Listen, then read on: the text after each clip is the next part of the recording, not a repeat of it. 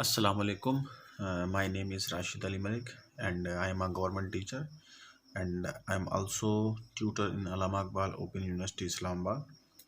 So आज हम जो है IBA स्क्रीनिंग BPS 5 to 15 की जो ग्रेजुएशन कैटेगरी है उसमें जो मैथ के पोर्शन में जो क्वेश्चंस आए हुए थे तो उसी की जो वीडियोस जो है उसका सिलसिला जारी है। एक वीडियो मैं पहले बना चुका हूँ और अब ये दूसरी वीडियो है जिसके अंदर हम मुख्तलिफ जो सवालात ग्रेजुएशन कैटेगरी में आ चुके हैं IBA स्क्रीनिंग BPS 5 to 15 में। ये उसी की सॉल्यूशन है, उसी की वीडियो जो है मैं बना रहा हूँ। ये काफ़ी हेल्पफुल साबित होगी कि आपकी जो अपकमिंग जितने भी टेस्ट होने वाले हैं मैट्रिक कैटेगरी, इंटरमीडिएट या उसके अलावा IBA के जितने भी टेस्ट आपके होंगे उसमें ये काफ़ी हेल्पफुल साबित होगी। तो मैं सॉल्यूशन जो है वो शुरू करता हूँ। आज का जो हमारा सवाल है, express 15 as a percentage of 60। जो 15 जो है ना वो 60 का जो है वो कितना परसेंटेज है उसको परसेंटेज में लिख के दिखाएं। तो हमारे पास एक परसेंटेज के जो है ना बहुत सारे फार्मूले हैं जो कि आप याद कर सकते हैं, लेकिन परसेंटेज का एक एंटीबायोटिक फार्मूला है जो कि आप अगर वो याद रख लेंगे तो दूसरे फार्मूले याद रखने की ज़रूरत नहीं है। एक जनरल सा फार्मूला है कि परसेंटेज जो है वो बराबर होता है पार्ट ऑफ क्वांटिटी, नीचे टोटल क्वांटिटी लिखा जाता है और मल्टीप्लाई किया जाता है 100 के साथ। तो इसी फार्मूले को अगर आप यूज़ करें कि 15 को जो है वो परसेंटेज निकालें कि ये 15 जो है वो 60 का कितना परसेंटेज है, तो इस फार्मूले को हम यूज़ करेंगे। और अगर ये फार्मूला ना भी याद हो तो एक जनरल सी बात है कि हमने 15 को जो है वो एज अ परसेंटेज लिखना है कि 60 का वो कितना है। तो 15 जो है वो आपने ऊपर लिखना है, नीचे टोटल क्वांटिटी यानी कि 60 और मल्टीप्लाई कर लेना है अपने 100 के साथ।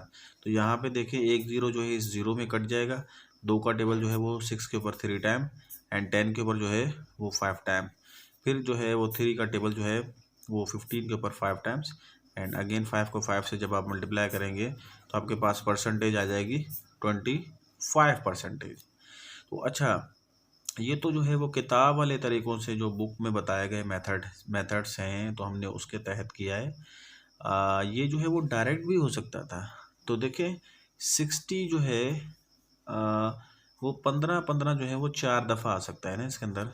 देखिए गौर से देखें, 15 15 ये 30 एंड ये 30, तो इसको अगर आप टोटल कर लें तो ये आपके पास आ जाएगा 60। तो देखिए ये 15 15 15 ये 4 दफ़ा है, तो ये 25% है इसका 60 का, ये 25% है, ये भी 25% है और ये भी 25% है। तो ये हो जाएगा आपके पास 100%, यानी कि 60 जो है वो 100% के बराबर है और 15 जो है वो आपका 25% के बराबर है। ये IQ लेवल पे आप डायरेक्ट भी कर सकते हैं। अगर आपसे ये डायरेक्ट ना हो तो नो टेंशन, आपके पास बुक वाला मेथड भी है कि परसेंटेज जब भी मालूम की जाती है तो उसको ऊपर लिखा जाता है, ठीक है, जिसकी भी परसेंटेज करते हैं उसी का टोटल नीचे लिखा जाता है। जैसे कि यहाँ पे 60 और 100 से मल्टीप्लाई किया जाता है, जैसे ये क्रॉस करेंगे तो आपके पास आंसर 25% आ जाएगा। तो चलिए देखते हैं इसी तरह का हमारे पास कोई और क्वेश्चन जो है जी। तो हमारे पास एक और क्वेश्चन है और हमने 70% जो है वो 50 का निकालना है। ये भी एक ग्रेजुएशन कैटेगरी में सवाल आया हुआ है जो कि 18 जनवरी 2022 की जो ग्रेजुएशन की टेस्ट हुई थी उसमें ये वाले सवाल आए हुए हैं। इसी को मैं कंटिन्यू करता हूँ। यहाँ पे 70% निकालना है हमने 50 का। तो याद रहे, जब भी परसेंटेज की निशानी किसी के साथ आती है तो उसके डिनोमिनेटर में 100 लिखा जाता है और इसको निशानी को ख़त्म किया जाता है। तो यहाँ पे हमारे पास 70% है, देन ये वाली जो निशानी है इसको आप ख़त्म करेंगे तो नीचे आप डिनोमिनेटर में 100 लिखेंगे और ऑफ का मतलब होता है मैथमेटिकली मल्टीप्लिकेशन एंड 50 साथ में लिख लेंगे। तो ये 70% जो है वो 50 का निकल जाएगा, एक ज़ीरो इसमें कट जाएगा, ये दूसरा ज़ीरो इसमें कट जाएगा एंड 7 5 ज़ा 35। तो देखें 70% जो है वो 50 का 35 होता है। ये बिल्कुल ही आसान सवाल परसेंटेज से लिया गया है और इसका सॉल्यूशन आपके सामने है। तो चलिए अब हम नेक्स्ट सवाल की जानिब आते हैं और नेक्स्ट हमारे पास सवाल है कि ये जो पॉइंट है 3 - 2 ये किस क्वाड्रेंट के अंदर आता है। तो सबसे पहले तो इसके ग्राफ समझिए कि क्वाड्रेंट होते क्या हैं। फर्ज करते हैं कि ये हमारे पास एक ग्राफ है, ठीक है, और इस ग्राफ के अंदर जो है ना ये जो हॉरिजॉन्टल लाइन है, ये हॉरिजॉन्टल लाइन एक्स एक्सिस को शो कर रही है और ये जो y है मतलब ये वर्टिकल लाइन है ये y एक्सिस को जो है वो शो कर रही है। ठीक है। अच्छा, इस साइड जो है राइट साइड पे जो है आपके नंबर जो है वो पॉजिटिव होते हैं, याद रहे 1 2 3 4 5। इसी तरह जैसे लेफ्ट आएंगे तो -1 -2 -3 -4। इसी तरह अगर आप ऊपर जाएंगे तो ये +1 +2 3 4 और ये 5। इसी तरह ये नीचे को जानिब आएंगे तो इसका -1 -2 -3 -4 एंड -5। तो ये जो है ना एक ग्राफ बनाया है और इस ग्राफ के ऊपर इन पॉइंट्स को देखिए। ये जो पहला पॉइंट है इसके अंदर पॉइंट लिखा हुआ है 3 एंड -2। ये पहला पॉइंट जो है वो x एक्सिस को शो कर रहा है और ये जो दूसरा है ये y एक्सिस को शो कर रहा है। अब y नेगेटिव है, इसका मतलब ये है कि नीचे की जानिब आना है हमने और यहाँ पे। ठीक है। और x एक्सिस पॉजिटिव है और x एक्सिस जो है वो पॉजिटिव जो है वो कहाँ पर आएगा, यहाँ पे। यानी ये पॉइंट कहीं यहाँ पे आ रहा है कि 3 एंड -2 3 -2। तो ये जो है हमारा पॉइंट कुछ यहाँ पे आ रहा है क्योंकि ये -2 है और यहाँ पे देखिए 3 आ रहा है, तो बिल्कुल यहाँ पे ये पॉइंट होगी 3 -2। अच्छा, अब हमसे पूछा गया है कि ये किस क्वाड्रेंट को शो कर रहा है। जब भी ऐसा हम ग्राफ बनाएंगे तो हमारे पास ये फर्स्ट क्वाड्रेंट होता है और ये सेकंड क्वाड्रेंट होता है और ये थर्ड क्वाड्रेंट होता है और ये फोर्थ क्वाड्रेंट होता है। अब जो पॉइंट की बात समझनी थी वो ये है कि जब भी इस तरह के सवालात आ जाएं तो आपने देखना होगा कि ये किस क्वाड्रेंट में। फर्स्ट करते हैं, मैं एक एग्जांपल लेता हूँ कि -2 एंड 2। अगर आपसे कहा जाए कि ये बताइए किस में, इसका मतलब ये है कि x एक्सिस जो है वो -2 में और x एक्सिस -2 यहाँ पे और ये y एक्सिस को शो कर रहा है 2 पॉजिटिव है, तो यहाँ पे मतलब ये होगा 2 -2। अब देखिए ये किस क्वाड्रेंट में है, सेकंड में है।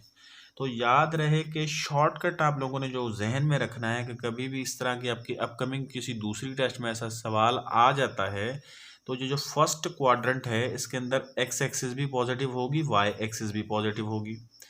इस सेकंड क्वाड्रेंट के अंदर जो है आपका x एक्सिस जो है वो नेगेटिव एंड y एक्सिस जो है वो पॉजिटिव। और जो आपका थर्ड क्वाड्रेंट है इसमें x एक्सिस भी नेगेटिव होगी, y एक्सिस भी नेगेटिव होगी। और जो आपका फोर्थ क्वाड्रेंट है इसके अंदर आपके जो है x एक्सिस जो है वो आपकी पॉजिटिव एंड y एक्सिस जो है वो नेगेटिव। अब इस तरह के जितने भी सवालात आ जाएं, ये चीज़ें अगर आपके क्वाड्रेंट जहन में है और आपको नेगेटिव और पॉजिटिव और x एक्सिस का पता है तो आप बिल्कुल आसानी से उसका क्वाड्रेंट मालूम कर सकते हैं। तो हमारा जो मेन सवाल था कि 3 जो है वो पॉजिटिव है, माइनस जो है वो 2 का y एक्सिस है, तो इस हिसाब से जो है y एक्सिस नेगेटिव और x एक्सिस पॉजिटिव जो फोर्थ क्वाड्रेंट बन रहा है। तो इसका आंसर जो है हमारे पास है कि इसका जो क्वाड्रेंट है वो फोर्थ क्वाड्रेंट है। तो इस तरह की जो कितने भी सवाल आपके पास आ जाएं तो इस ग्राफ की मदद से आप बआसानी तरीके से कर सकते हैं। चलें भाई, अब हम आते हैं एक और क्वेश्चन की जानिब और ये डिमास और बॉडमास टाइप सवाल है। इसके अंदर लिखा गया है 675 डिवाइड 6 + 9 एंड डिवाइड बाय 3। तो सबसे पहले हम ब्रैकेट को सॉल्व करते हैं। यहाँ पे देखें कि हमारे पास एक होता है बॉड मास ना, तो बॉड मास के तहत हमने पहले ब्रैकेट को ख़त्म करना होता है, उसको सॉल्व करना होता है, ये ऑफ होता है। उसके अलावा ये डिवीजन की सिंबल डिवीजन, ठीक है, M stand for multiplication, A stand for addition and S stand for subtraction. तो इसको यूज़ करना है यहाँ पे हमने। इसको यूज़ करते हुए सबसे पहले तो हमने छोटी ब्रैकेट को सॉल्व करना है और छोटी ब्रैकेट के अंदर दो सिंबल्स हैं, एक प्लस एक डिवीजन। तो सबसे पहले इस डिवीजन को जो है सॉल्व कर लेना है, यानी 9 के ऊपर 3 का टेबल जो है वो 3 टाइम लगेगा। ब्रैकेट चलती रहेगी, लेफ्ट एंड राइट जो भी नंबर्स और जो भी सिंबल्स हैं वो आपने लिख लेने हैं। उसके बाद जो है मज़ीद जो है इसको जब आप सॉल्व करेंगे तो ये ब्रैकेट को ख़त्म करेंगे, 6 और 3 जो है वो आपके पास हो जाएंगे 9, ब्रैकेट ख़त्म हो जाएगी एंड 675। अब 675 के ऊपर जो है वो 9 का टेबल आप यहाँ पे रफ में निकाल लेंगे। अगर आपको आ रहा है तो वेल एंड गुड, नहीं तो आपने यूँ लिख लेना है। 9 का टेबल जो है वो 7 टाइम 63 और यहाँ से जो है वो 4 बच जाएगा और ये 5 नीचे उतार करके 9 का टेबल जो है वो 5 टाइम्स, ठीक है, यानी 675 के ऊपर 9 का टेबल जो है वो 75 टाइम्स। तो ये भी एक सवाल बॉड मास से लिया गया था और ग्रेजुएशन कैटेगरी बीपीएस 5 to 15 की 18 तारीख वाली टेस्ट में जो है ये सवाल आया था।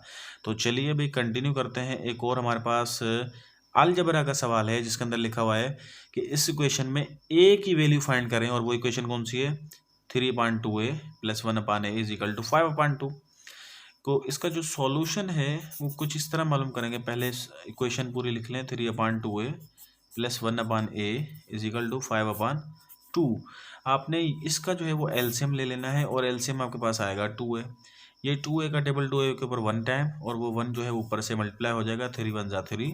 इसी तरह a में क्रॉस होगा, ये जो 2 बचेगा ये 1 के साथ मल्टीप्लाई होगा, या आपके पास ऊपर 2 आ जाएगा, एंड राइट साइड पे जो है 5/2। जब आप इसको मज़ीद सिंप्लीफाई कर लेंगे तो आपके पास आ जाएगा 5/2a = 5/2।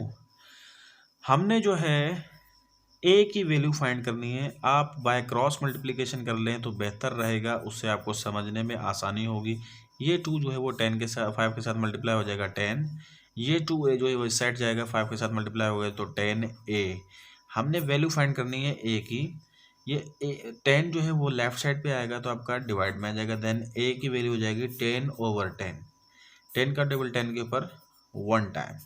सो आपका सिंप्लीफिकेशन करने के बाद a की जो वैल्यू आई वो 1 आई। तो देखें बहुत ही अच्छा सवाल था ये, और ये भी ग्रेजुएशन कैटेगरी में सवाल आया हुआ था। और इसी तरह जो है एक और सवाल है जो कि अलजबरा के पोर्शन से लिया गया है।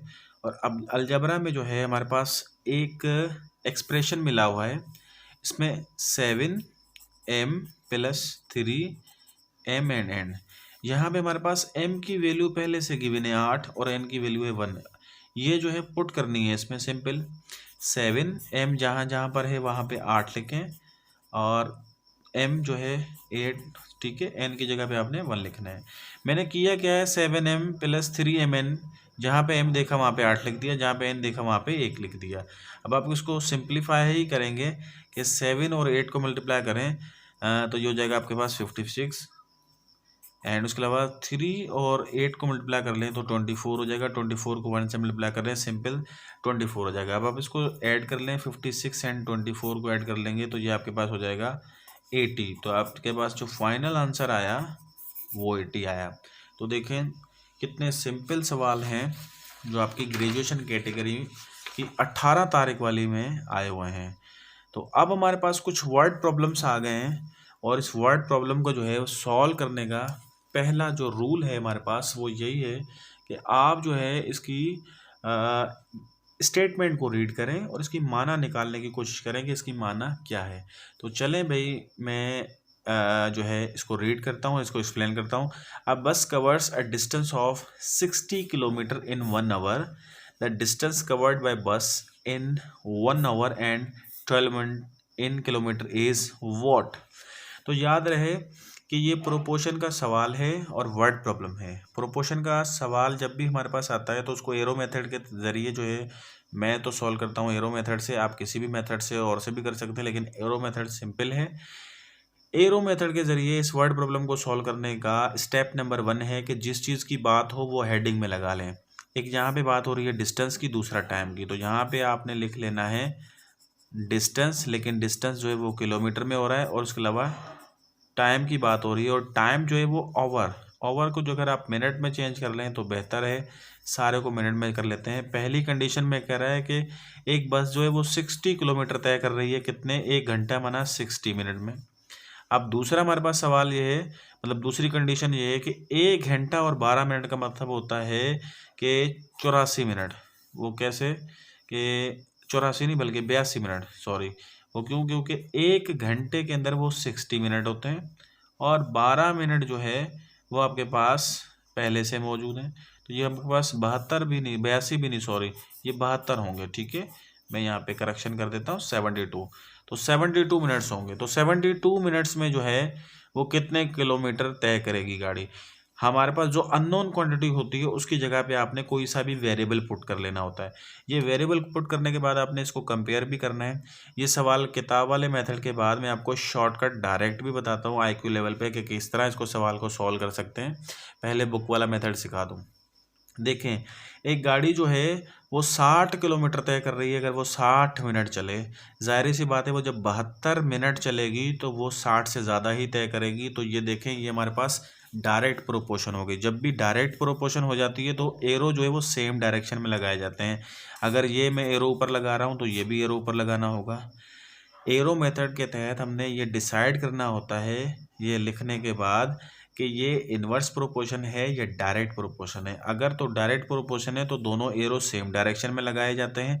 अगर ये इन्वर्स प्रोपोर्शन हो तो एक एरो ऊपर और एक एरो नीचे की जानिब लगाया जाता है। फर्दर इसको जो है वो आप प्रोपोर्शन वाले फॉर्मेट में जब लिखेंगे तो देखेंगे टेल एक्स के साथ है तो एक्स रेशो 60, 4 डॉट्स लगा लेंगे और उसके अलावा यहाँ पे लिखेंगे 72/60। अब आपने प्रोपोर्शन की जो है वो बेसिक क्लासेस में मैंने आप लोगों को सिखाया हुआ है कि जब भी प्रोपोर्शन की कंडीशन आ जाए तो फर्स्ट एंड लास्ट की मल्टीप्लिकेशन, फर्स्ट एंड लास्ट को एक्सट्रीम कहा जाता है और बीच वाले दो नंबर को मेंस कहा जाता है। तो इसकी कंडीशन के मुताबिक पहले और आखिरी की ज़रब प्रोडक्ट ऑफ एक्सट्रीम बराबर होती है प्रोडक्ट ऑफ मीन्स के। मीन्स का मतलब होता है कि बीच वाले दो नंबर्स। तो इस कंडीशन को यूज़ करते हुए हम फर्स्ट एंड लास्ट को मल्टीप्लाई करेंगे 60 मल्टीप्लाई बाय एक्स और बीच वाले दो नंबर्स हैं 60 मल्टीप्लाई बाय 72। हमने वैल्यू फाइंड करनी है एक्स की, तो ये 60 जो है वो राइट साइड पे जाएगा, देन एक्स की वैल्यू हो जाएगी 60 मल्टीप्लाई बाय 72/60। 60 में क्रॉस हो जाएगा, आपके पास 72 किलोमीटर्स आंसर आ जाएगा। अब देखें ये वाला सवाल बिना किसी फॉर्मूले के, बिना किसी प्रोपोर्शन के, ये आप डायरेक्ट भी कर सकते थे। और डायरेक्ट कैसे होता, देखें, एक गाड़ी है जो कि 1 घंटे में 60 किलोमीटर तय कर रही है, 60 मिनट में 60 किलोमीटर तय कर रही है, यानी 1 मिनट में 1 किलोमीटर है।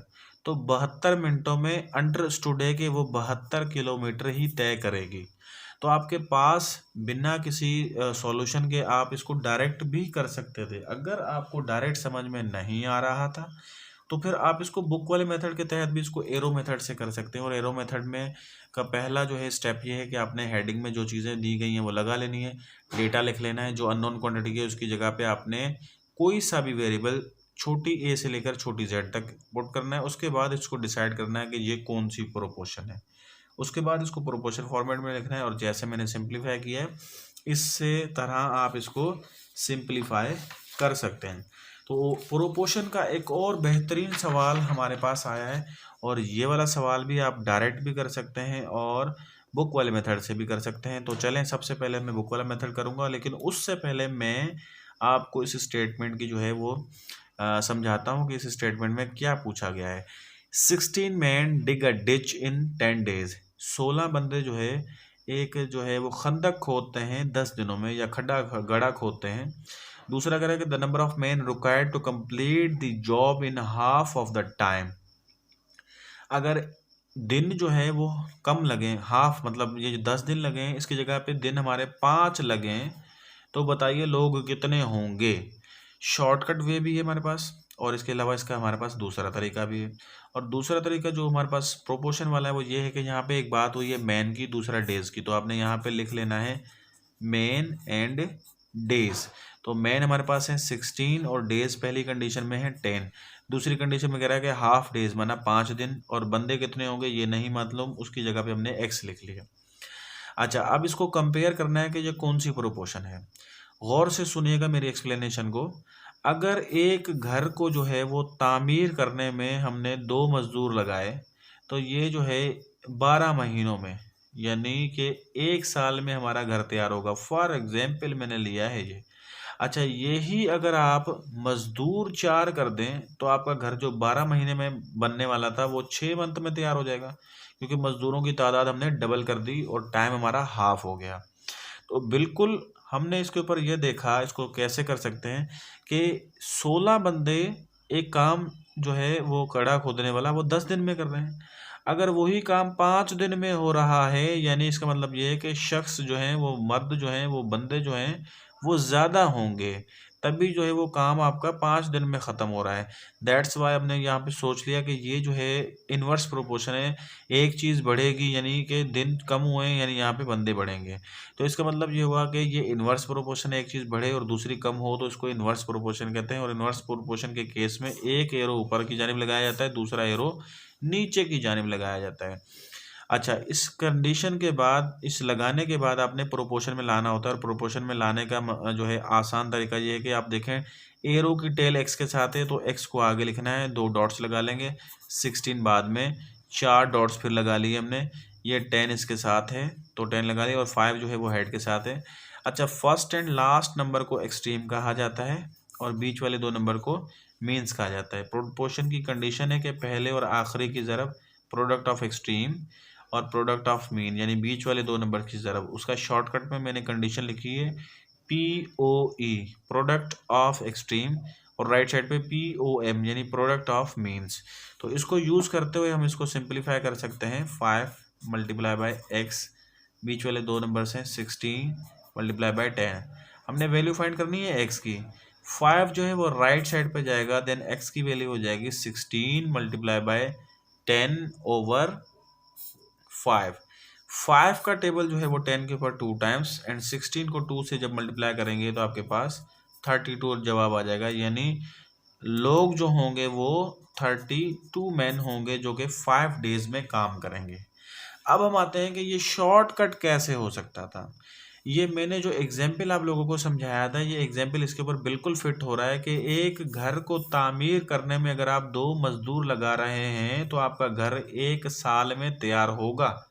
अगर यहाँ पे मजदूरों की तादाद डबल कर देंगे 4, तो ये जो घर आपका 1 साल में तैयार होने वाला है वो 6 मंथ में तैयार होगा।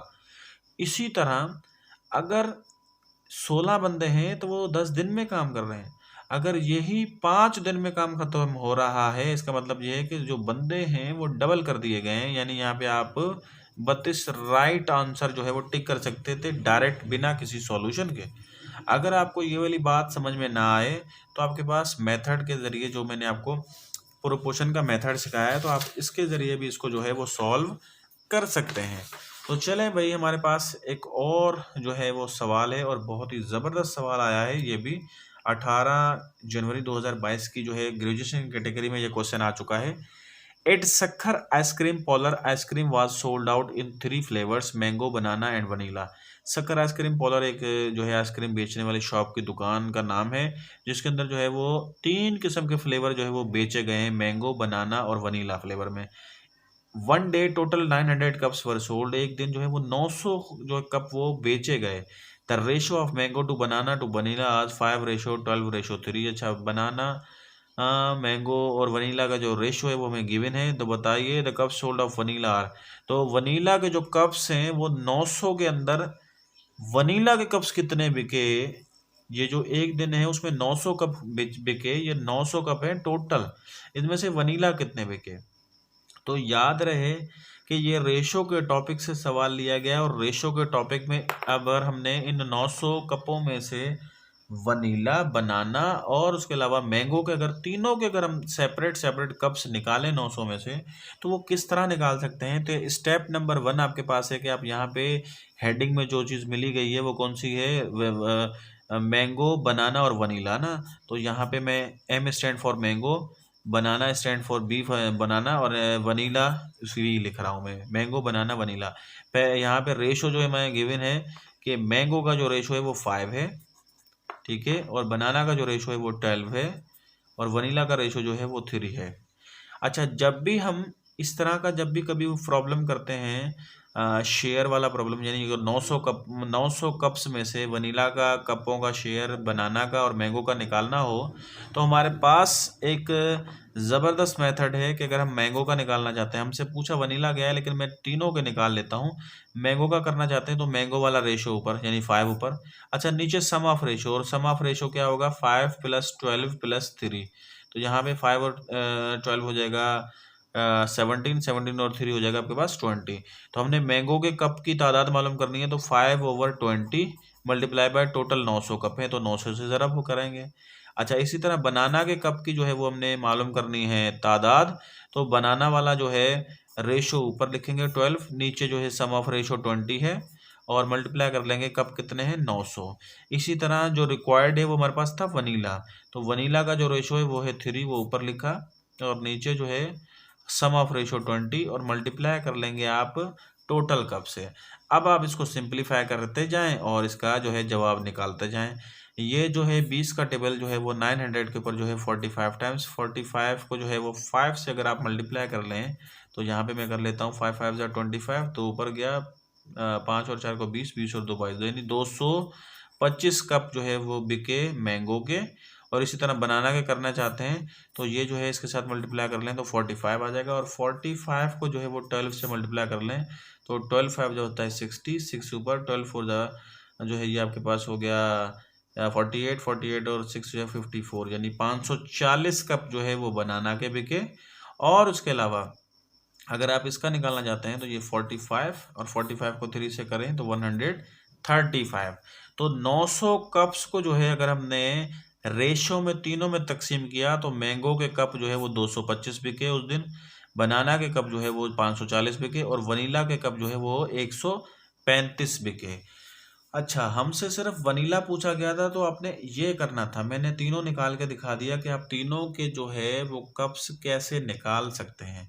अच्छा, अब अगर आप अपने सवाल को वेरीफाई करना चाहते हैं कि क्या हमने सवाल सही किया या नहीं, तो आप इन सबको ऐड कर लें। बनाना के जो है मैंगो को जो है वो 225 बिके, और बनाना के जो है वो 540 बिके, और वनीला के जो है वो 135 बिके। आप इसको टोटल करके देखें, 5 और 5 हो जाता है 10, एक ऊपर 3 और 4 7, 7 और 3 10, ये एक ऊपर 3, 3 और 4 3 और 5 जो है वो 8, 8 और 1 9।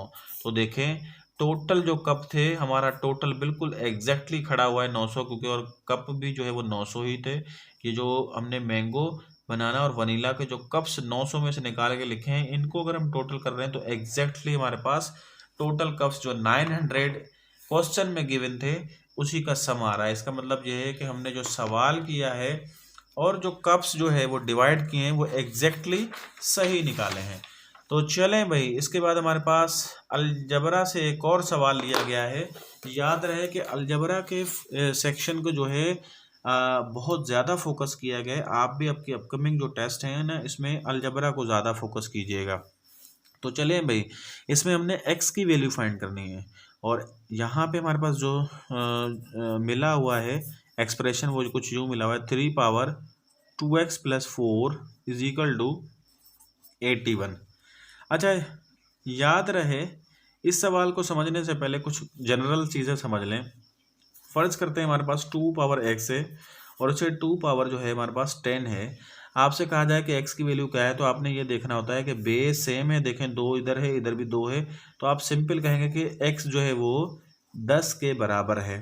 ठीक है, इसी तरह अगर आपके पास इस साइड हो 2 पावर x और इस साइड हो 4 पावर 2, आपसे कहा जाए कि x की वैल्यू क्या होगी, तो x की वैल्यू 2 नहीं होगी, क्योंकि यहाँ पे 2 है और राइट साइड पे जो है वो 4 है।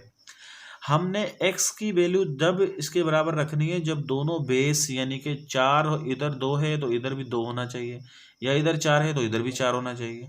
अब आपने क्या करना है, बेस सेम करना है। 4 को जो है वो मैं यूं लिख सकता हूँ 2 ज़रब 2, ऊपर पावर जो है 2, यानी 4 को 2 हिस्सों में तोड़ के लिखा। अच्छा, 2 को जो स्क्वायर है इसको हम 2 का स्क्वायर जो है वो यूं लिख सकते हैं। गौर से देखें, 4 को जो है ना हम इसको भी लिख सकते थे, और उसके ऊपर जो है पावर ऑलरेडी 2 पहले से मौजूद है। ठीक है, अब हमने x की वैल्यू फाइंड करनी, मतलब ये पावर को पावर से मल्टीप्लाई कर लें। जब भी पावर पावर के ऊपर आता है तो पावर ला यूज होता है, और जब भी पावर पावर पे आ जाए तो पावर पावर के साथ ज़रब होता है, यानी 2 पावर 4 हो जाएगा और इस साइड 2 पावर x हो जाएगा।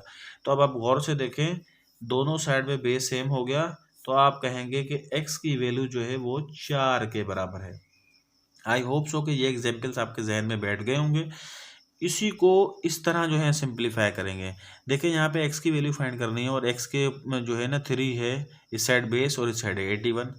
आप 81 के जो है पहले फैक्टर्स निकाल लेंगे। 3 का टेबल जो है वो इसके ऊपर लग जाएगा 27 टाइम्स, अगेन 3 का टेबल 9 टाइम, अगेन 3 का टेबल जो है 3 टाइम, एंड अगेन 3 का टेबल जो है वो 1 टाइम। यानी लेफ्ट साइड पे 3 = 2x + 4 एंड राइट साइड पे 3 पावर, यानी ये जो 4 दफ़ा 3 लिखा गया है ना, तो इसको मैं पावर फॉर्मेट में 3 पावर 4 भी लिख सकता हूँ। ठीक है, तो इसी तरह 84 जो है वो 3 पावर 4 के बराबर है। अब गौर से देखें, दोनों साइड पे बेस एक जैसा है, तो आप 2x+4 जो है वो बराबर ले सकते हैं कि वो 4 के बराबर है। अब हमने वैल्यू फाइंड करनी है x की, देन 4 जो है वो राइट साइड पे जाएगा तो आपके पास माइनस में आ जाएगा। 4 ऑलरेडी इधर मौजूद है और ये वाला 4 जब इधर लेके आएंगे तो माइनस का हो जाएगा। 4 में क्रॉस हो जाएगा तो आपके पास जो है यहाँ पे राइट साइड पे 0 बचेगा। हमने वैल्यू फाइंड करनी है x की, तो ये 2 राइट साइड पे जाएगा, देन x की वैल्यू हो जाएगी 0/2। 2 का टेबल जो है वो 0 के पास 0 टाइम लगेगा। जब भी न्यूमिनेटर में 0 आ जाए ना तो आपने आंखें बंद करके उसका जवाब 0 लिख देना है और हमारी जो x की वैल्यू है वो 0 आ रही है। तो इसके बाद हम जो है एक और सवाल की जानिब आ जाते हैं, और जो हमारे पास नेक्स्ट सवाल है वो सवाल जो है वो रेडिकल से लिया गया है, स्क्वायर रूट से लिया गया है, और बहुत दिखने में डिफ़िकल्ट नज़र आ रहा है लेकिन इतना डिफ़िकल्ट है नहीं। याद रहे कि जब इस तरह के सवाल आ जाते हैं तो सबसे पहले जो है ना अंदर वाले अंडर रूट को छुड़ाया जाता है, और अंदर वाले अंडर रूट में जो सॉल्यूशन में जो भी चीज़ें गिवन है 1 बाय 1 करके आपने सॉल्व करनी है। तो याद रहे कि ये एक बड़ा अंडर रूट दिया गया है, उसके अंदर 3 है। अच्छा, ये एक और अंडर रूट है। अच्छा, यहाँ पे 3 देने का मकसद ये है कि इसका क्यूब रूट है, ठीक है। और इसको आप सिंप्लीफाई जब आप करेंगे तो 144 और 112 आप इसको ऐड कर ले, 144 एंड 112 तो ये आपका 6, 5 एंड 256। 256 में से 60 माइनस होगा, नीचे 7 है और यहाँ पे -1 भी दिया गया है। अब आप 256 में से 60 को जब आप माइनस करेंगे तो 196 आंसर आ जाएगा। अब आप इसको मज़ीद सिंप्लीफाई करेंगे तो आपके पास 3 मल्टीप्लाई बाय और यहाँ पे ये क्यूब रूट और 196/7 -1। अब आप लोगों ने इसका जो है इसको मज़ीद सिंप्लीफाई कर लेना है। इसके नीचे कुछ नहीं है, माना 1 है। 7 एंड 1 का एलसीएम जो है आपके पास क्या आना चाहिए, वो आएगा आपके पास 7 एंड 7, यहाँ पे 196 सेम आ जाएगा और -7 आ जाएगा। जब आप इसको मज़ीद सिंप्लीफाई करेंगे तो आप इसका जवाब ले आएंगे √3 एंड यहाँ पे क्यूब रूट है, ये 3 देने का मकसद है क्यूब रूट। अच्छा, जब आप इसको मज़ीद सिंप्लीफाई करेंगे तो 189/7 आ जाएगा। अच्छा, आप इसको जब मज़ीद सिंप्लीफाई करेंगे तो आपका जो जवाब आएगा, आप देखें 189 के ऊपर 7 का टेबल लगा लें। 7 का टेबल 2 टाइम्स 14 और ये यहाँ पे आ जाएगा 7 का टेबल 7 टाइम 49। तो 189 के ऊपर 7 का टेबल जो है ना वो 27 टाइम लग गया।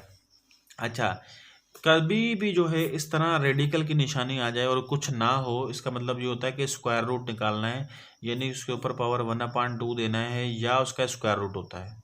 अच्छा, याद रहे अगर यहाँ पे कभी भी 3 आ जाए तो इसका मतलब ये होता है कि ये क्यूब रूट की बात हो रही है, यानी 3 फैक्टर निकाल के उसका लाइन लगा के उसको बाहर लिख लेना है। ऐसा आ जाए तो आपके पास 2 × 2 आ जाएगा, तो 1 2 बाहर आ जाएगा आपके पास आंसर। इसी तरह अगर यहाँ पे 3 आ गया ना तो 2 जो है वो 3 दफ़ा लिखा होना चाहिए और यहाँ पे एक लाइन लगा के इस 2 को बाहर निकाल लेंगे और ये क्यूब रूट आपके पास गायब हो जाएगा। तो इसी तरह इसको मद्देनज़र रखते हुए बाहर जो 3 लिखा हुआ है, उसके बाद ये जो अंदर क्यूब रूट हमने फाइंड करना है 27 को जो है हम यूँ लिख सकते हैं 3 × 3 × 3। और ये यहाँ पे जो रेडिकल 3 दिया गया है इसका मतलब ये है कि ये क्यूब रूट है और क्यूब रूट में हमेशा 3 फैक्टर के ऊपर लाइन लगा के एक बाहर निकाल लिया जाता है फैक्टर। तो इसको यूज करते हुए मैंने ये 3 बाहर निकाल लिया और ये 3 पहले के मौजूद है। अब यहाँ पे कुछ नहीं है, मैंने स्क्वायर रूट फाइंड करना है और स्क्वायर रूट में हमेशा पेयर बनाया जाता है। और देखें 3 के साथ पेयर जब बन रहा है तो एक 3 आपके पास बाहर निकल के आ जाएगा और अंडर रूट जो है वो आपके पास ख़त्म हो जाएगा। तो चले भाई, इस सवाल को मैं समराइज़ करके 10 सेकेंड्स में दोबारा से एक्सप्लेन करता हूँ। देखें, ये दिखने में इतना बड़ा सवाल आ रहा था, हमने इसको सिंप्लीफाई किया 256 आ गया, 60 इसमें से माइनस किया 196/7 आ गया। जब आपने इसको मज़ीद सिंप्लीफाई किया तो हमारे पास 189/7 आ गया। 7 का टेबल इसके ऊपर 27 टाइम्स और इसका जब क्यूब रूट किया तो 3 हिस्सों में तोड़ के लिखा, एक 3 बाहर आ गया। अब ये अंडर रूट जब हमने सिंप्लीफाई किया तो इनमें से एक 3 फिर बाहर आ गया, यानी इसका फाइनल आंसर जो है इस पूरे का 3 है। तो चले भाई, इसके बाद हम एक और क्वेश्चन जो है वो सॉल्व कर लेते हैं और वो वाला सवाल भी जो है हमारे पास जो नेक्स्ट है वो अलजबरा के पोर्शन से लिया गया है, और अलजबरा के वो वाला पोर्शन है जो कि वर्ड प्रॉब्लम से रिलेटेड है। इसमें हमने एक लीनियर इक्वेशन कंस्ट्रक्ट करना होगी, और वो भी कंडीशन के मुताबिक। यहाँ पे लिखा हुआ गया है कि a man is 6 times as old his son. एक शख्स जो है वो अपने बेटे से 6 गुना बड़ा है। 3 years अगो, 3 साल पहले, his age was 9 times his son's age. 3 साल पहले जो है इसकी एज, उस शख्स की, किसकी, जिस शख्स की बात हो रही है, उस शख्स की जो है एज 9 गुना थी अपने बेटे से। अच्छा, अब बताइए कि प्रेजेंट एज जो है वो इस शख्स की क्या होगी। अच्छा, जो भी चीज़ जो है फाइंड की जाती है उसको हमने सपोज करना होता है, लेकिन यहाँ पे मैन को जो है ना वो कंपेयर किया गया है सन के साथ। तो फर्ज करते हैं कि लेट सन की एज जो है वो एक्स है, तो मैन की एज जो है वो कितनी होगी। याद रहे कि जब हो रहा है 6 टाइम, यानी अगर बच्चे की उम्र हमने सपोज की है एक्स ईयर, याद रहे जो चीज़ फाइंड करते हैं ना उसको हमने सपोज करना होता है। सन की एज हमने एक्स सपोज की, तो मैन की एज होगी 6x, क्योंकि 6 गुना का मकसद होता है कि 6 को जो है ना वो x के साथ मल्टीप्लाई कर दें तो ये 6 यानी 6 गुना हो गया। अब हमारे पास दूसरी लाइन में कह रहा है कि 3 साल पहले, ये तो थी प्रेजेंट एज, ठीक है, ये मैंने प्रेजेंट एज सपोज की है। तो 3 साल पहले का मकसद जो होता है कि बच्चे की उम्र में से भी 3 मालूम कर लें, और जो मर्द की उम्र है उसमें से भी 3 माइनस कर लें। अच्छा, फर्दर क्या कह रहा है, 3 साल पहले जो है उस बंदे की उम्र जो है वो 9 गुना होगी बच्चे की एज से। तो ये बच्चे की एज है और ये मर्द की एज है, इसकी जो है 3 साल पहले बच्चे की एज से 9 गुना है।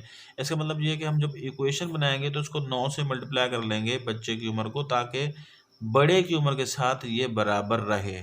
अब देखें, ये लीनियर इक्वेशन कंस्ट्रक्ट की मैंने इस सवाल को पढ़ के। याद रहे कि ये जो सवाल ऐसे होते हैं डायरेक्ट लिखा हुआ हो ये, और इसमें कहा जाए कि एक्स की वैल्यू फाइंड करें, तो आप देर ही नहीं करेंगे, एक्स की वैल्यू फाइंड कर लेंगे। लेकिन ऐसे सवालात जिसमें स्टेटमेंट लिखी गई हो उसमें से पढ़ के ऐसी इक्वेशन बनाना एक बहुत डिफ़िकल्ट प्रोसेस है, लेकिन अगर आपकी प्रैक्टिस है तो ये बिल्कुल आसान प्रोसेस है। इसको मैं 1 सेकंड में जो है, बल्कि 10 सेकंड में इसको दोबारा से एक्सप्लेन करता हूँ। जब भी कोई जो चीज़ फाइंड की जाती है उसको सपोज किया जाता है एक्स के बराबर। फ़र्ज़ करते हैं कि हमने एक शख्स जो है वो 6 गुना है अपने बेटे से, यानी उसके बेटे की उम्र पता नहीं, हमने सपोज किया एक्स के बराबर है, तो मर्द की जो है वो 6x होगी, मैन की जो है उसी शख्स की। अच्छा, फिर कह रहा है कि 3 साल पहले, यानी जो प्रेजेंट एज हमने एक्स ली है तो इससे 3 साल पहले का मकसद ये है कि प्रेजेंट एज में से 3 साल माइनस कर देना है। 3 साल दोनों साइड माइनस किए, लेकिन वो कह रहा है कि उस शख्स की एज जो है वो बच्चे की एज से 9 गुना थी 3 साल पहले, तो हमने ये 3 साल माइनस कर दिया और बच्चे को 9 से ज़रब कर दिया, क्योंकि मर्द की उम्र 9 गुना बड़ी थी। अच्छा, आई होप सो कि इक्वेशन की जो बनाने का जो तरीक़ेकार है वो आपको समझ में आ गया होगा। अब इससे जो फर्दर है, आपने x की वैल्यू फाइंड करनी है तो आपने मल्टीप्लाई कर लेना। 9 को x से करेंगे तो 9x, एंड 9 3 हो जाएगा आपके पास 27, एंड राइट साइड पे आ जाएगा आपके पास 6x माइनस 3। अच्छा, ये लिख लेने के बाद आप लोगों ने क्या करना है, x एक साइड लेकर आ जाना है और नंबर दूसरी साइड। तो ये x को जो है वो मैं 27 की जगह पे लेके आऊँगा, और 27 को जो है वो x की जगह पे लेकर आऊँगा। तो आपके पास x एक साइड हो जाएंगे 9x माइनस 6x। अच्छा, ये जो 27 आया तो यहाँ पे आ जाएगा पॉजिटिव हो जाएगा, क्योंकि लेफ्ट साइड पे नेगेटिव है तो उधर जाएगा तो पॉजिटिव हो जाएगा। अच्छा, जब आप इसको मज़ीद सिंप्लीफाई करेंगे तो 9x में से 6x माइनस करें तो आपके पास 3x, और इधर जो है वो 27 में से 3 माइनस करें तो 24। हमने वैल्यू फाइंड करनी है x की। देन जो 3 है वो राइट साइड पे जाएगा तो डिवाइड हो जाएगा। 3 का टेबल जो है वो 24 के ऊपर जो है वो आपके पास 8 टाइम्स लग जाएगा। आपके पास x की वैल्यू जो है वो 8 आ गई। अच्छा, ये हो गई हमारे पास x की जो x जो है वो हमारे पास सन की एज है, और हमसे जो है वो मैन की एज पूछी गई है, और मैन की एज जो है वो किसके बराबर है, प्रेजेंट 6x, यानी कि 6 को जो है वो 8 के साथ मल्टीप्लाई कर लें, क्योंकि x की वैल्यू जो है वो 8 आई है, एंड 6 8 आपके पास हो जाएगा 48। यानी जो बंदा है वो, उसकी प्रेजेंट एज जो है वो 48 साल है। और अगर आपसे पूछा जाता है कि बच्चे की एज कितनी है, तो बच्चे की एज जो है वो 8 साल है। तो ये वाले सवाल का जो सॉल्यूशन है कुछ इस टाइप का होगा। अच्छा, तो हमारे पास एक और प्रोपोर्शन से सवाल लिया गया है जो कि ग्रेजुएशन कैटेगरी की जो IB स्क्रीनिंग की जो 18 तारीख वाली टेस्ट है उसमें आया गया है। और यहाँ पे लिखा हुआ है कि Nausheen painted 1/3 of her room with the 5/2 cans of paint. Nausheen जो है अपने रूम का 1/3 हिस्सा जो है वो 5/2 कैंस यूज़ करते हुए जो वो कर रही है। The more cans of paint will she need to finish the painting her room is. अब बताइए कि और कैन कितने चाहिए होंगे कि आपको इसका जो रूम का जो रिमेनिंग हिस्सा है वो पेंट करने के लिए।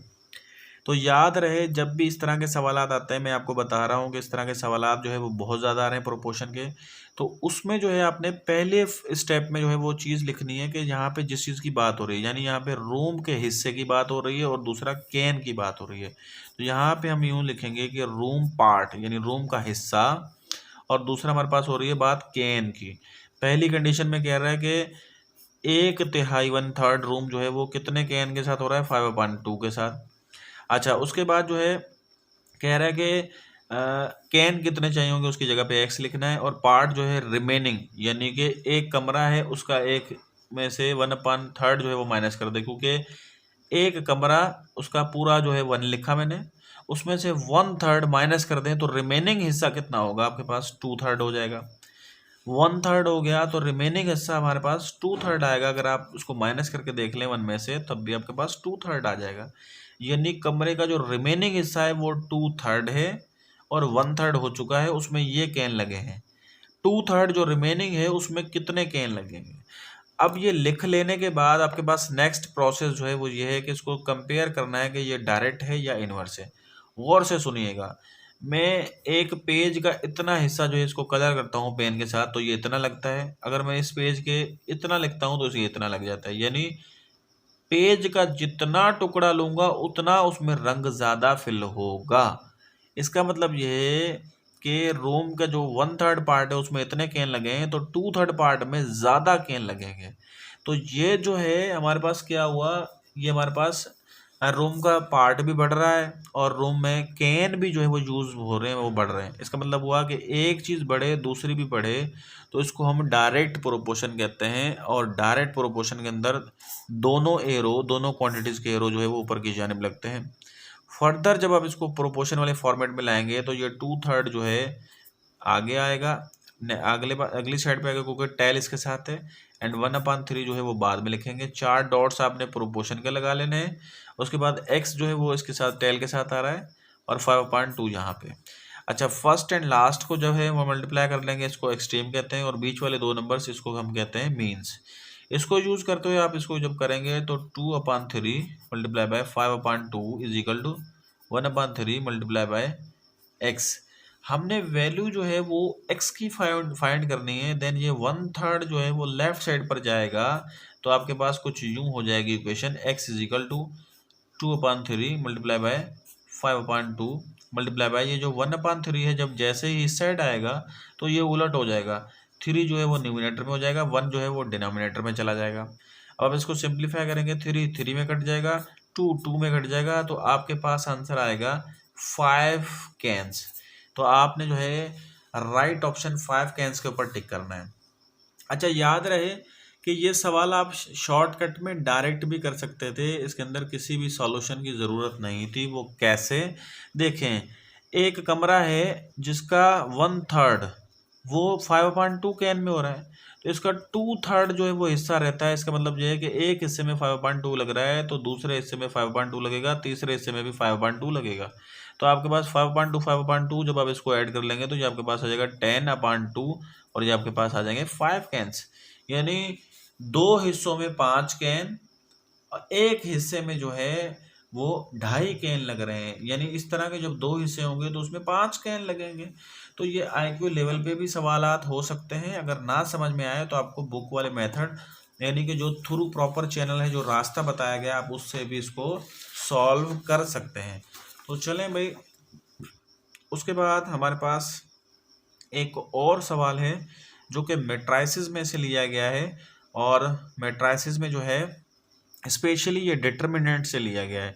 फर्ज करते हैं कि हमारे पास एक मैट्रिक्स है, इस सवाल को छोड़ते हैं, पहले ये समझते हैं उसके बाद उसमें आएंगे। फर्ज करते हैं कि एक मैट्रिक्स है 1 2 3 एंड 4। तो इसका जो डिटर्मिनेंट है ना, कुछ यूं लिया जाता है, यानी ब्रैकेट में से ये जो है चीज़ें ख़त्म हो जाती हैं और यूं लिखा जाता है 1 2 3 एंड 4। अच्छा, जब भी इसका डिटर्मिनेंट निकाला जाता है तो ये आपस में मल्टीप्लाई होते हैं, यानी 1 मल्टीप्लाई बाय 4 हो जाएगा। बीच में जो है माइनस की निशानी आएगी, 3 और 2 जो है वो आपके साथ आपस में जो मल्टीप्लाई होंगे। इसका जो आंसर आ जाएगा 4 1 जा 4 माइनस 3 2 जा 6। आपके पास ए का जो डिटर्मिनेंट आएगा वो -2 आएगा। ठीक है, तो ये चीज़ जो है डिटरमिनेंट कुछ इस प्रोसेस से निकाला जाता है। इसका जनरल फार्मूला है कि ए का जब भी डिटरमिनेंट निकाला जाता है, फर्ज करते हैं कि यहाँ पे A11 बना, A11 का मतलब ये है कि पहली रो पहला कॉलम, और यहाँ पे जो है फर्ज करते हैं पहली रो दूसरा कॉलम, और ये आपके पास हो जाएगा दूसरी रो पहला कॉलम A21, और यहाँ पे दूसरी रो दूसरा कॉलम। तो जब भी इसका डिटरमिनेंट निकालेंगे तो ये इसके साथ ज़रब हो जाएगा, A11 मल्टीप्लाई बाय A22, ये इसके साथ मल्टीप्लाई हो जाएगा, लेकिन माइनस की निशानी आएगी A21 एंड A12। तो ये एक जनरल फॉर्मेट आपको याद होना चाहिए डिटरमिनेंट निकालने के लिए।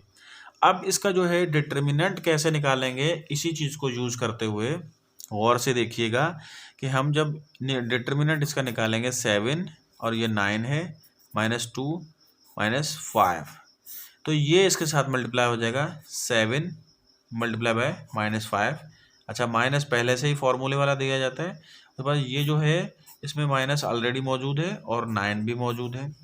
अब आप इसको जब सिंप्लीफाई कर लेंगे तो देखें 7 5 जा 35, ये प्लस वाला है ये माइनस वाला है, तो minus into plus minus, minus into minus plus, and 9 2 जा हो जाएगा आपके पास 18। तो यहाँ पे देखें 18 जो है वो 35 में से जो है माइनस कर देंगे तो माइनस का जो है वो 17 आपके पास बचेगा, और यही आपका जो है फाइनल आंसर है। तो चलें भाई, इसके बाद हम आते हैं हमारे आज की वीडियो के आखिरी सवाल में से। और आखिरी सवाल जो है वो एवरेज से लिया गया है, और एवरेज जो है वो हमारे पास सवाल है, the average height of 60 student in a class is 150 centimetre. 60 शागिर्दों की जो एवरेज है क्लास में वो 150 सेंटीमीटर है। ठीक है, हाइट जो है। अच्छा, उसमें कह रहा है कि out of which 40 students had average height of 180। उनमें से 40 शागिर्द ऐसे हैं जिसकी हाइट जो है वो 180 मीटर है। तो बताइए जो 20 बाकी हैं उनकी कितनी होगी। तो याद रहे कि फ़र्ज़ करते हैं, इस सवाल को समझने के लिए मैं एक छोटे पैमाने पे एक सवाल सॉल्व करता हूँ, उसके बाद फिर इसके ऊपर आते हैं। फ़र्ज़ करते हैं कि 4 दोस्त हैं, एक की उम्र 20 साल है, दूसरे की उम्र जो है वो 25 साल है, तीसरे की जो है वो 30 है, चौथे की जो है वो 35 है। तो इसकी अगर एवरेज निकालनी हो तो इन चारों दोस्तों की उम्र ऊपर ऐड कर लेंगे, और नीचे 4 दोस्त हैं तो 4 के साथ डिवाइड कर देंगे। याद रहे ये एक प्रोसेस होता है एवरेज फाइंड करने का। इसी तरह हमारे पास ये दिया गया है कि टोटल स्टूडेंट कितने हैं 60। तो हमने यहाँ पे नीचे जो है वो 60 डिवाइड करना है, और एवरेज जो है वो हमारे पास पहले से गिवन है, और एवरेज कितनी गिवन है कि 60 स्टूडेंट्स की एवरेज 150 है, तो यहाँ पे हम 150 लिख लेंगे। अब ऊपर क्या कह रहा है कि 40 जो है शागिर्द हैं उनकी एवरेज 180 है, यानी 180 प्लस 180 प्लस 180, इस तरह 40 दफ़ा लिखना मेरे इस पेज के ऊपर नामुमकिन है। तो इसको मैं शॉर्टकट में यूँ लिख सकता हूँ कि 40 बच्चों की जो है वो 180 है। अच्छा, अब यहाँ पे 20 शागिर्दों की जो एवरेज एज है वो नहीं पता, तो फ़र्ज़ करते हैं कि वो जो नहीं पता है वो हमारी है x। तो शागिर्द कितने हैं जो रिमेनिंग हैं वो 20 हैं, और उनकी एवरेज एज हमें नहीं पता और वो x है। तो हमने ये वैल्यूज़ इस तरह पुट करते जो है इस एवरेज वाले फार्मूले को बनाया। दोबारा से एक्सप्लेन करता हूँ, मैं समझता हूँ कि इसके अंदर और एक्सप्लेनेशन की ज़रूरत है। जब भी किसी की एवरेज निकाली जाती है तो उसको ऊपर लिखा जाता है, उसकी टोटल नीचे लिखा जाता है, और इस तरह उसकी एवरेज फाइंड की जाती है। हमें इस सवाल में ये बताया गया है कि 60 शागिर्दों की एवरेज एज 150 है, तो एक एवरेज हमें गिवन है 60 स्टूडेंट है टोटल, उनमें से 40 जो हैं वो 180 के हैं, और जो बाकी 20 हैं उसकी एवरेज नहीं पता, तो उसकी जगह हमने x लिख लिया। तो अब हम इसको मज़ीद सिंप्लीफाई कैसे करेंगे कि 150 ये जो 60 है इस साइड आएगा तो मल्टीप्लाई हो जाएगा इसके साथ, इसी तरह इस साइड जो है वो आप इसको मल्टीप्लाई कर लेंगे 40 एंड 180 को। जब आप इसको मल्टीप्लाई कर लेंगे तो आपके पास आंसर आ जाएगा 7200 एंड ये 20x आ जाएगा आपके पास। और जब इसको मल्टीप्लाई कर लेंगे तो आपके पास आ जाएगा 9000। जैसे ही जो है वो 7200 जो है वो इस साइड आएगा ब्रैकेट के, मतलब इज इक्वल टू के, तो वो माइनस का हो जाएगा एंड 20x। अब आप इसको जब मज़ीद सिंप्लीफाई कर लेंगे तो 9000 में से जो है वो आप 7000 जो है वो 200 माइनस कर लें तो आपके पास कमोबेश जो है वो 1800 आंसर आएगा। तो अब हमने 1800 और यहाँ पे लिखना है 20x। हमने वैल्यू किसकी फाइंड करनी है, x की। देन 20 जो है वो लेफ्ट साइड पे आएगा तो डिवाइड में आ जाएगा। देन x की वैल्यू हो जाएगी 1800/20। ये एक जीरो जो है वो इस जीरो में कट जाएगा और उसके बाद 2 का टेबल 90 के ऊपर लग जाएगा, 180 के ऊपर लग जाएगा 90 टाइम्स। तो जो बाकी 20 शागिर्द हैं वो 20 शागिर्द जो है पर स्टूडेंट की जो एज है वो 90 होगी। तो ये था मेरा आज का वीडियो जो है जिसके अंदर हमने मुख्तलिफ जो है वो 18 तारीख की जो ग्रेजुएशन कैटेगरी में सवालात आए हुए थे उसमें जितने भी जो है ट्रिकी क्वेश्चंस थे, जिस टाइप के भी जो है वो सवालात थे वो मैंने आप लोगों को सॉल्व करवाए। मैं जो है उम्मीद करता हूँ कि आप सब लोगों को ये समझ में आए होंगे और ये काफ़ी हेल्पफुल साबित होंगे आपकी जो अपकमिंग टेस्ट होंगी, चाहे वो IBA की हों, चाहे वो NTS की हों, चाहे आपकी upcoming federal public service commission की टेस्ट हों। तो ये वीडियो जो है वो आपके लिए काफ़ी हेल्पफुल साबित होगी और आपको जो है वर्ड प्रॉब्लम्स किस तरह सॉल्व किए जाते हैं और उसके अलावा मुख्तलिफ जो टॉपिक्स हैं उनमें से किस तरह के सवाल आ सकते हैं, काफ़ी जो है आपकी अपकमिंग टेस्ट के लिए ये जो है मददगार साबित होगी ये वीडियो। इंशाल्लाह इसी तरह आपके लिए वीडियोस का सिलसिला जारी रहेगा।